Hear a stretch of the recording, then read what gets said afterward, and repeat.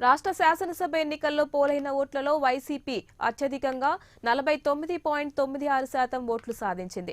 TDP 39.2% ఓట్లు పొందింది. ఈ రెండు పార్టీలు సాధించిన ఓట్లలో 10% తేడా ఉంది. కేంద్ర ఎన్నికల సంఘం అధికారిక వెబ్సైట్లో ఈ అంశాలు వెల్లడించారు. కాంగ్రెస్ కు 1.18%, బీజేపీకి 0.84%, బీఎస్పీకి 0.28%, నోటాకు 1.28% ఓట్లు పోలయ్యాయి. వీటిలో జనసేన ఓట్ల శాతాన్ని ప్రస్తావించలేదు. ఇతరుల కేటగిరీలోనే జనసేన ఓట్లను కలిపి చూపించారు. ఈ ఎన్నికల్లో జాతీయ పార్టీలైన కాంగ్రెస్, బీజేపీ, బీఎస్పీల కంటే నోటాకు ఎక్కువగా ఓట్లు వచ్చాయి.